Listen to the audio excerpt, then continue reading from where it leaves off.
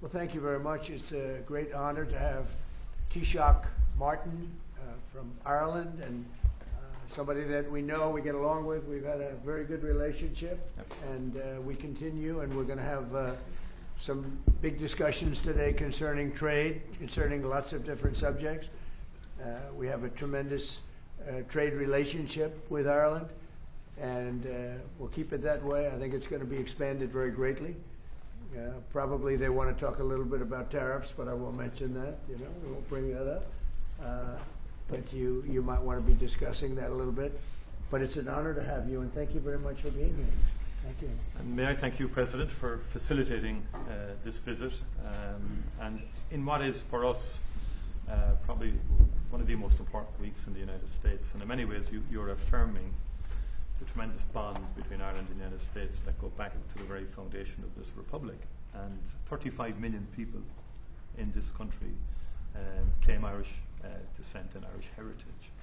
And I spent the first 2 days in Philadelphia, going back really into the heart of that history, and the fact that 3 Irish people born on the island of Ireland signed the Declaration of Independence.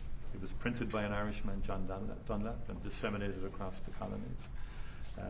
And Charles Thompson, as we discussed earlier, he designed the bald eagle, the seal of the US. So in many ways, our connection is foundational, it's historic. And the Irish helped to build America. We're very proud of that connection. And we think you hosting us here in the White House is affirmation to all the Irish Americans out there and to our diaspora in this country for what they've contributed to America. And that's very much through the prism this year, the America 250. It's a very exciting year, and we're discovering new things. I mean, even a guy from my own city, a guy called Stephen Moylan, who was an aide-de-camp to Washington, he's regarded as the guy who came up with the phrase, the United States of America. First written record, and it's in New York in the museum and so on like that. So that's the nature, the history of those bonds. Well, you told me something before that was maybe the most interesting of all. How many presidents are in some way related through blood with Ireland? 23. Can you 23 believe it? Irish presidents. They're great politicians. The Irish are great politicians. Absolutely. No, but think of it. 23 are in some form, and many of them have gone to Ireland. Absolutely. Grant went to Ireland after his presidency. Right. I was saying earlier, Ronald Reagan's visit was an extraordinary one in a place called Ballyporeen in County Tipperary. And of course, John F. Kennedy, whose grandfather was Irish, came back, I think, early '63. That's a very memorable visit because of what tragedy that happened subsequently in the assassination, which touched people in Ireland very deeply. So the Kennedy very popular. Kennedy family strong Very, resonation with Ireland. Well, we like the family too. Yeah. One person in particular, one very non-controversial. I know person. that. Yeah.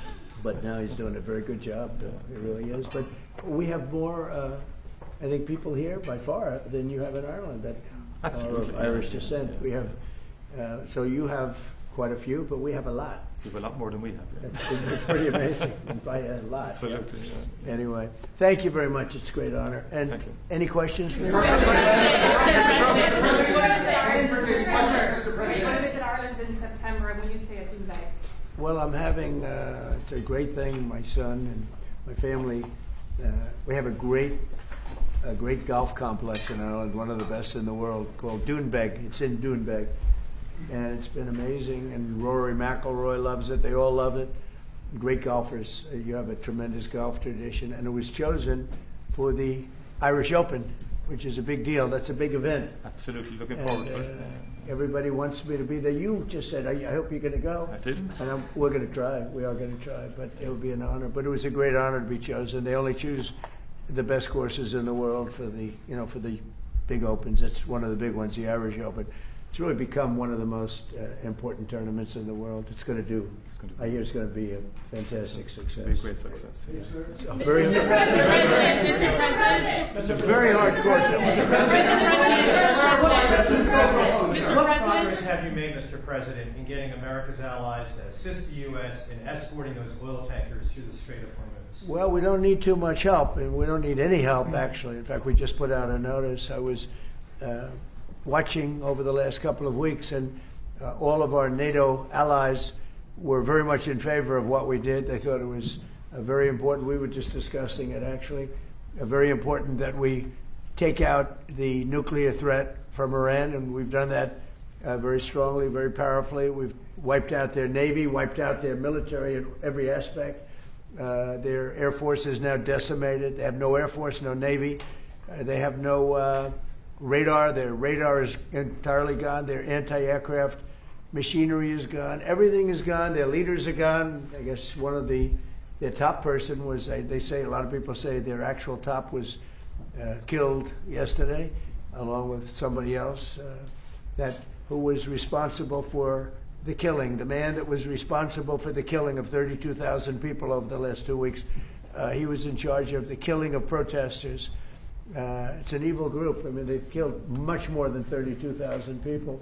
And the man who was responsible for that was also killed yesterday. And all of the NATO allies agreed with us, but they don't want to, despite the fact that we help them so much, we have thousands of soldiers in different countries all over the world, and they don't want to help us, which is amazing. I mean, amazing. And I didn't do a full court press because I think if I did, they probably would be. But we don't need help. That war has been long prosecuted, as far as I'm concerned, almost from day one. We knocked out many of these things. We knocked out the Navy essentially in a couple of days. But I was surprised to see that NATO, while they agree that it was a very important thing to do, they agree fully. Nobody said, oh, you shouldn't do it. They would have had a nuclear weapon within 1 month of when we had the B-2 bombers bomb the nuclear potential. I call it the nuclear dust. So I think NATO's making a very foolish mistake. And I've long said that, I wonder whether or not NATO would ever be there for us. So this was a great test, because we don't need them, but they should have been there. The other thing is, and I think, very important, we didn't have to be there for Ukraine. Biden chose to spend hundreds of billions of dollars on Ukraine. And I guess the head of Germany just made a statement that, they weren't involved and they have nothing to do with the war. But at the same time, they think we did a great thing by knocking them out. Nobody wants to have Iran, or anybody, but nobody wants to have Iran with a nuclear, because these people are crazy. They're absolutely crazy, and they're vicious, violent. I mean, they kill. Think of it. They killed, now I hear it's about 41,000 people. They put out a notice 2 days ago. Anybody that protests will be immediately shot and killed. That's pretty tough stuff. So everyone agrees with us, but they don't want to help. And we as the United States have to remember that, because we think it's pretty shocking. President Macron has just said in the last hour that he will never join a task force in the Strait of Hormuz until hostilities finish. Yet yesterday you said... Who said that? Who said? President Macron of France. What's your reaction to that, sir? Well, he'll be out of office very soon, so we'll have to see. I don't know. President Trump, on Doonbeg, you're building an extension to it at the moment, but there's been an objection put in, and it's being held back at the moment due to small snails. What are you disappointed about that? No. Planning Commission is I have not heard that. No. Planning Commission. I mean, the course was built and it's been operated very successfully. Somebody's objecting. An environmental group is objecting to small snails at Doonbeg. I don't know. It doesn't sound like the biggest problem I've ever had. How close the EU is to announce a coalition of willing to secure the Strait of Hormuz? Which countries are joining and which countries have... Well, we've had great support from the Middle East. Qatar has been great. UAE has been absolutely, they've been great. Saudi Arabia has been terrific. Bahrain has been very good. The Middle Eastern countries have been very strong in their support. And of course, Israel has been our partner. Israel's been very, very strong along with us. It's been a very strong collaboration. I was against Iran long before I even thought about Israel being against Iran. If you look back, many years ago, I talked about Iran was a big threat to this country, to this world of ours, and turned out to be I was right. In fact, I said you have to attack Karg Island. You have to attack them years ago when they were acting up. They've been acting up for 37, 47, I guess now 48 years. For 48 years, they've been bad players, vicious players, and you can't let them have a nuclear weapon. If they got a nuclear weapon, I would say they would have used it within 24 hours after having it. And they would have had it if we didn't bomb them out on that great raid with the B-2 bombers 8 months ago or so. You would have had a nuclear war in the Middle East and maybe beyond. I think it would have hit Europe. Maybe not Ireland, but it would have hit Europe. I think you would have been a nice piece of it. It all gets you. It's big enough that you would have been affected. They would have hit Europe eventually. Mr. President, your Director of National Counterterrorism, Joe Kent, he just resigned today. He said he can't support your conflict with Iran. What's your reaction to that? And did you talk Well, I read his statement. I always thought he was a nice guy, but I always thought he was weak on security, very weak on security. I didn't know him well, but I thought he seemed like a pretty nice guy. But when I read his statement, I realized that it's a good thing that he's out, because he said that Iran was not a threat. Iran was a threat. Every country realized what a threat Iran was. The question is whether or not they wanted to do something about it. And many people, many of the greatest military scholars are saying for years that presidents should have taken out Iran because they wanted a nuclear weapon. They were, if we didn't do the attack, or if, I'll go a step further, if I didn't terminate the Iran nuclear deal given to us, one of the worst deals ever made by Barack Hussein Obama. Remember when they sent Boeing 757s over there, loaded with cash, hundreds of millions of dollars? You would have been very happy. This was a wonderful, they sent hundreds of millions. People forget that. Does anybody remember? Right? You remember. Hundreds of millions of dollars in a Boeing 757. I think they had two of them loaded. They took the seats out and they put cash. And it was so much that there wasn't a bank in Virginia, Maryland, or D.C. that had any money left. They stripped them of all their money, put it into place, sent it to Iran, almost as ransom. That's not going to happen with Trump. And nobody ever did anything about it. Nobody ever said anything about it. Can you imagine if I did that? So they've been a threat for a long time. But they've really been a threat. If I didn't terminate Obama's horrible deal that he made, the Iran nuclear deal, you would have had a nuclear war 4 years ago. You would have had nuclear holocaust, and you would have had it again if we didn't bomb the site. So when somebody is working with us that says they didn't think Iran was a threat, we don't want those people, because, and there are some people, I guess I would say that, but they're not smart people or they're not savvy people. Iran was a tremendous threat. And virtually every NATO nation, and this is the thing, if they told me it wasn't a threat, and therefore they don't want to help, but when they say it was a threat, and it was a major threat, every one of them, I think every one of them, I don't know if one that said they're not a threat, but when they say it was a threat, but we're not going to help, I think they're very foolish. You know, it's interesting. It's interesting because I could say this, that what's happening in Ukraine, we're probably in there for $400 billion. We don't spend any money anymore. They buy it from us and they pay full price. But Biden gave them between $350 and $400 billion of equipment and cash. Someday they'll have to find out about the cash. And you could say that wasn't a threat, you know, we're helping them. So we helped them, and they didn't help us, and I think that's a very bad thing for NATO. Are there any repercussions for NATO, and are you still going to China?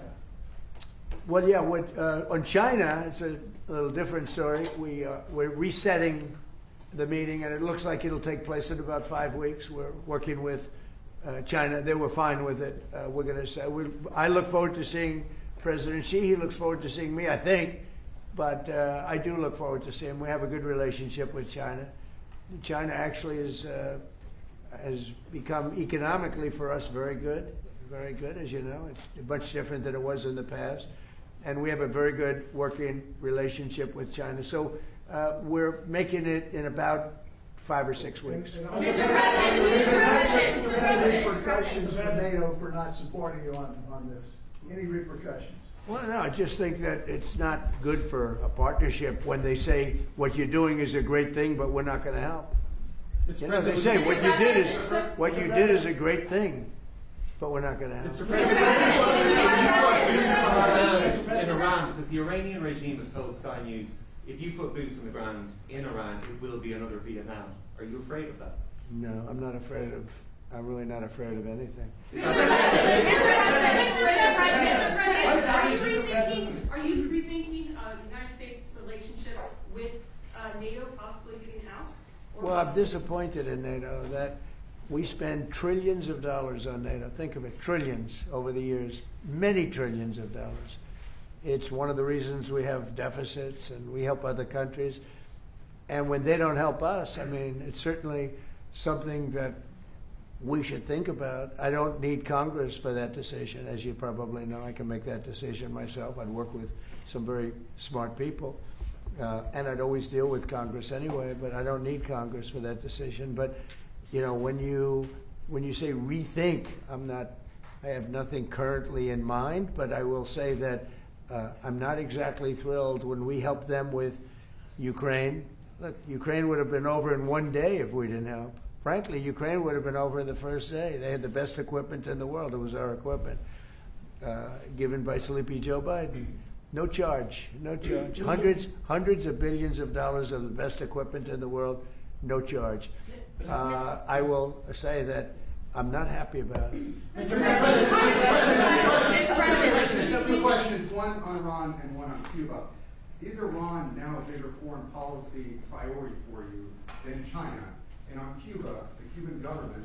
Iran is just a military operation to me. Iran is something that was essentially largely over in 2 or 3 days because the Navy was wiped out almost immediately. The Air Force came next. The anti-aircraft came next. I mean, we're flying over Iran. We could take out their electric capacity in 1 hour. We have there's nothing they can do right now because everything is knocked out. They have no radar, no anti-aircraft. They have nothing. And we don't, and it was a decision I made. We discussed it. Pete, Marco, JD, all of us, Chris, we discussed it. We can knock out their electricity in a matter of minutes if we wanted to. There's nothing they can do about it. We can knock out their oil in Carg Island. The only thing we didn't take down was their oil because if we knock out, I call them the pipes, very complex. But if you do that, it'll take them forever to rebuild, meaning whoever, and hopefully it's a sane group of people, but whoever it is, it's going to be running that, and we're going to try to get people that are going to run it well, and it's going to be a prosperous, wonderful place. It used to be, if you go back, it used to be the people are great, the people are smart and energetic, and it used to be very successful. Now it's a country run by fear. It's a country where they tell protesters, don't go outside because if you do, we're going to kill you. Yeah, Cuba. Well, Cuba right now is in very bad shape. They're talking to Marco, and we'll be doing something with Cuba very soon. We're really focused on this, but we're dealing with Cuba. Marco, do you want to say a couple of words about it? Yeah, I mean, Cuba has an economy that doesn't work and a political and governmental system that can't fix it. So they have to change dramatically. What they announced yesterday is not dramatic enough. It's not going to fix it.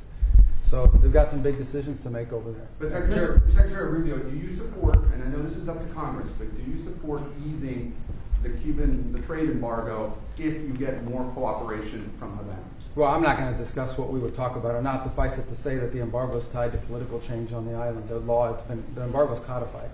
And but the bottom line is their economy doesn't work. It's a non-functional economy. It's an economy that has survived. That revolution. It's not even a revolution. That thing they have has survived on subsidies from the Soviet Union and now from Venezuela. They don't get subsidies anymore, so they're in a lot of trouble. And the people in charge, they don't know how to fix it. So they have to get new people in charge. That's what. And the relationship we have with Venezuela has been, I think you could almost say, incredible. It's been really good. It's been good for Venezuela, and it's been good for us. And I congratulate the Venezuelan baseball team because that was a big win. And I guess they play another game tonight in the finals. And I said a lot of good things have happened to Venezuela lately. This is the first time they've ever been in the finals, and it was pretty exciting. Yeah. Iran is just a military operation to you. But do you not have a day after plan? And if so, what is your day after plan for Iran? Well, we have a lot. Look, if we left right now, it would take 10 years for them to rebuild. But we're not ready to leave yet. But we'll be leaving in the near future. We'll be leaving in pretty much the very near future. But right now, they've been decimated from every standpoint. And again, we've had great support from countries in the Middle East, great support, but we've had essentially no support from NATO. What about your relationship with London? Has it been damaged by the fact that Keir Starmer isn't supporting you in this war? And has your opinion of Keir Starmer changed because of this? Well, he hasn't been supportive, and I think it's a big mistake. You know, they make a lot of money on trade with the United States. I went out of my way, as you know, they couldn't make a deal with Biden because they had no real administration to make a deal, Biden. But we made a deal. We made a good deal for them, and frankly, probably wasn't appreciated. I do look forward to seeing the king. He's going to be coming, as you know, very shortly. But no, I was disappointed because Keir was willing to send 2 aircraft carriers after we won, because essentially there's no threat for the aircraft carriers right now. And I said, no, we want things sent before the war, not after the war is won. So, yeah, I'm disappointed with Keir. I like him. I think he's a nice man, but I'm disappointed. You see that man right there? You know who that is? Churchill. That's the late, great Winston Churchill. And Barack Hussein Obama did not want his bust in this office. Did you know that? And Barack Hussein Obama sent that bus back to England. They didn't want it. And when I came in, I was asked if I wanted it. I said, absolutely, I want it. And I put it right there, Winston Churchill. And, you know, unfortunately, Keir is not Winston Churchill. Do you have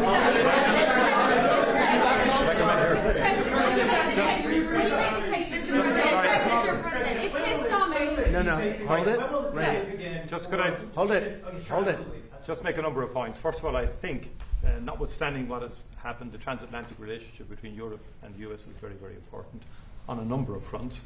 And I think we've had issues over the last year or two, but we settled them. And I think many of these leaders engaged with you, particularly on trade initially. Remember all the fuss last year, but we got a landing zone between Europe and the US, and I think we can get a landing zone again. And I think I just met with Keir Starmer last week. The British-Irish relationship is a very important one.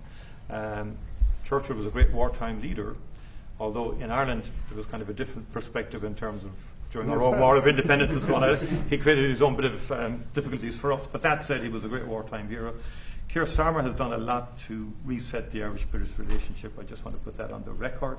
But I do believe that he's a very earnest, sound person who I think you have a capacity to get on with, and you've got on with him before.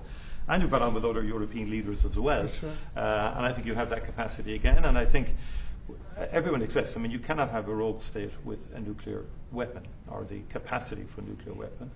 Iran was a sponsor of terrorism. We sanctioned Iran. All European countries did, as and the IRGC in particular as a terrorist organization. They sponsored Hamas. They sponsored Hezbollah, the Houthis. They created mayhem, a most maligned force in the Middle East. The Irish position has always been, ultimately, can we resolve this can we get peace? And obviously there's preconditions before you get to that situation. We had our own conflict, which went on for 30 years, and we learned a lot from that in terms of how to try and bring about peace. And I think I listened to you in terms of, you're correct. I mean, our hearts go out to the Iranian people who have been repressed and suppressed for so many years, culminating in that savage murder of thousands and thousands of Iranians some months ago. No one was in a position to do anything about that. I think, and likewise with Ukraine, I mean, the Russians did invade Ukraine, have attacked civilian infrastructure and so on like that. And for the people of Ukraine who just want peace and an opportunity to live, I think we have to continue to work to see, can we bring peace, different regime to Iran where Iranians can live in peace again, and the people in the Middle East can live in peace, and you're doing your bit there in terms of the work in Gaza and so on like that. And I think that's what we want, is a peaceful resolution of conflict. That's where we come from as a small nation. Right. We've been peacekeepers all our lives. And we're the longest serving nation in terms of provision of peacekeeping forces in the world, as it turns out. But we think ultimately all conflicts come to an end, and I think we have to try and work towards that end. And I'm sure European leaders and the US administration will engage, and hopefully we can get a landing zone somewhere. I mean, the only thing, and I agree with everything you said, but we helped with Ukraine. Yes. And they don't help with Iran. And they all acknowledge that Iran can't have a nuclear weapon. You yourself say, these are horrendous people. These are the worst people, and going back to Hitler, right? Going back to Hitler, these are the worst people. That's a long time ago, and there's been nothing close. Every problem, so many deaths, 90% of the people that got blown up by landmines, they loved them. Soleimani, we killed him. If we didn't, it might be a different story, because he was a horrible person, but he was a very powerful person and leader, smart. But we killed him. If we didn't, I think you'd have it. I did. But I think we'd have maybe a different situation. It wouldn't have been so easy as it has been, because it has been very easy. It's all of their military is there, but you can always have somebody drop a mine in the water. It's like terrorism. Yep. And then you have the people that own the billion-dollar ship saying, well, let's not move that ship yet because we want. So we thought that Europe would help that, because they do have some minesweepers. But it's amazing that, they all said, what a great job. They would call me congratulating us on the great job we did with respect to Iran, and we knocked the hell out of them. They're no longer the bully of the Middle East. They were known as the bully of the Middle East, and they're not the bully anymore. But you would have thought they would have said, we'd love to send a couple of minesweepers. It's not a big deal. It doesn't cost very much money. But they didn't do that. So, I think it's very unfair to the United States. Not to me, but to the United States. Go ahead, please. Keir Starmer isn't making... She's a fantastic reporter, by the way. Go ahead. Thank you. The Prime Minister isn't making the case to the British public as to why he should be supporting you. Could you do that now, talk to the UK and to GB News viewers about why it's in their interest that we help you? Well, because we have a tremendous long-term relationship with the UK. I mean, people would say it's the best. I don't want to get into that, but we've had, it was the longest, the oldest, should be the best.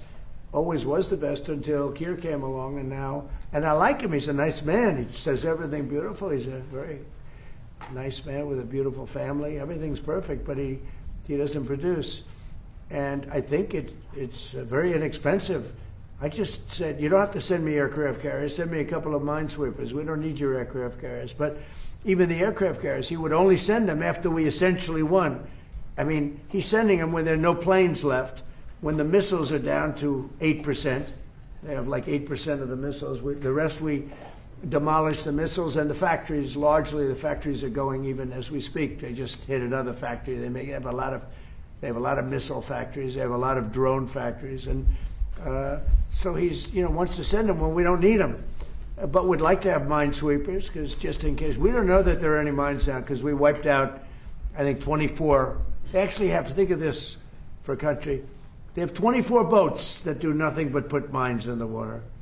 This doesn't sound like a great country. This doesn't sound like a friendly country, but we killed all of those boats. They're at the bottom of the sea.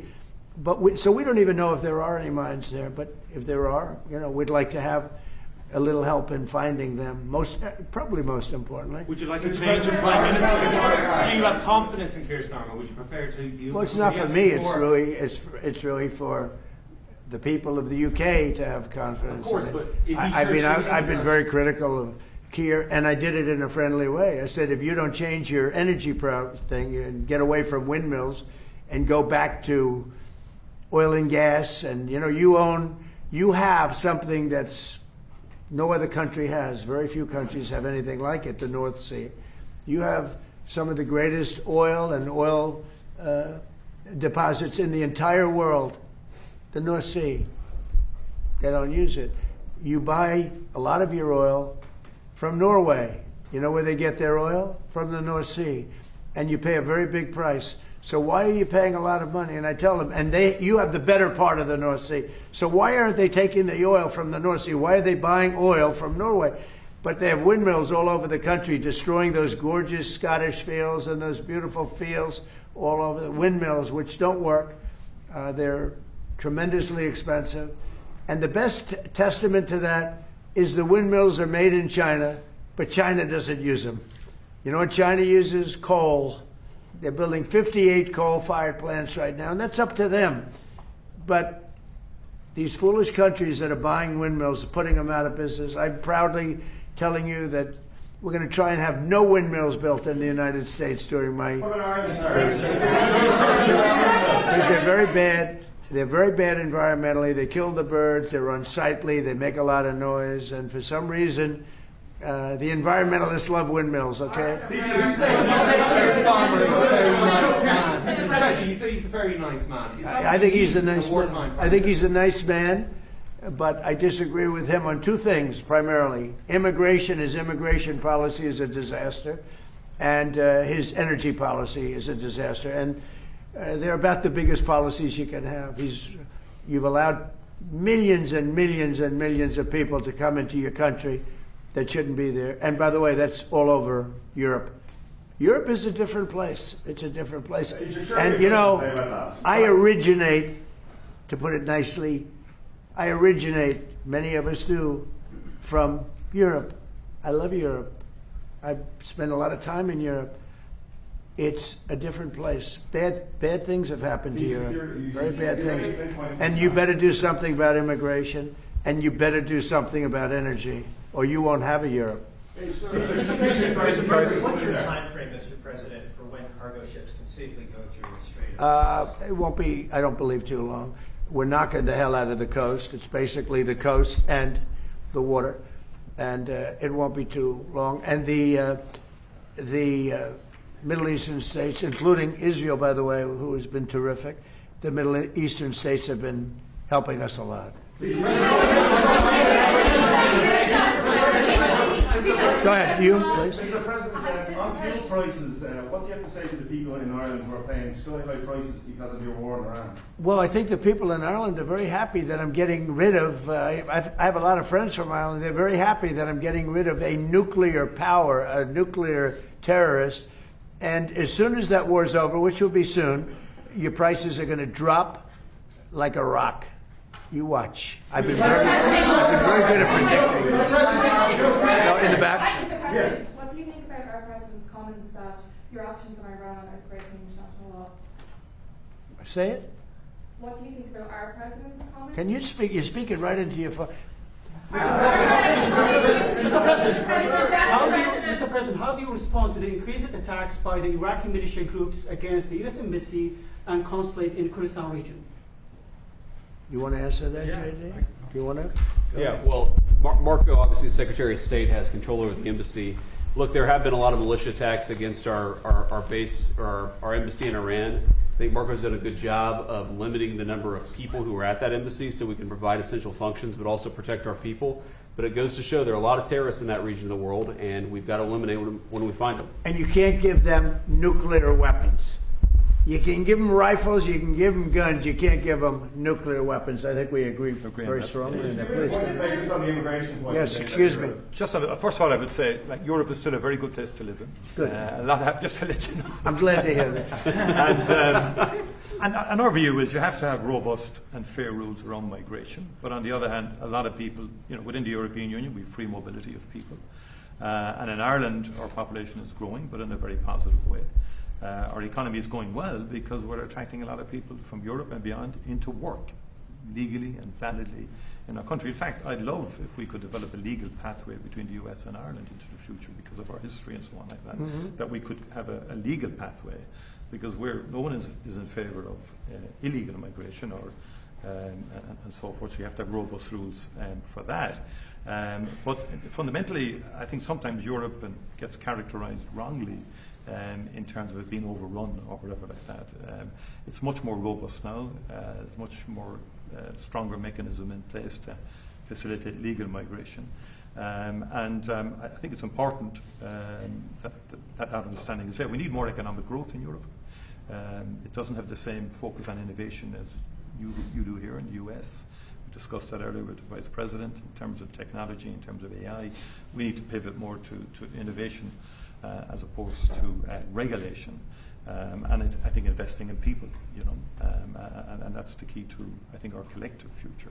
But we do learn lessons from here doing things and picking it up. Prime Minister, Mr. President, The Irish president has said that your war against Iran is illegal. It's an attack on international law. Who said that? The Irish president. Look, he's lucky I exist. That's all I can say. Because if you're going to allow countries that are sick and demented, and they are demented, to have nuclear weapons, everybody in the whole world should be very thankful. And I'm disappointed in NATO, very disappointed. I'm disappointed in a couple of other countries too. But they should be very thankful that this group of people feels the way we do. Because if a country like Iran was allowed to have the power of a nuclear weapon, if we didn't stop them. I stopped them twice. I stopped them my first term when I terminated the Iran nuclear deal, which was Barack Obama's deal. It was one of maybe the worst deal I've ever seen. It gave everything to Iran, including billions of dollars in green cash. I don't mean cash, I mean green cash flown over by airplanes. I can't to this day believe that was allowed to happen. And come to think of it, it would be a good thing for somebody to look at. Does the president have the power to hand hundreds of millions of dollars of cash to terrorists?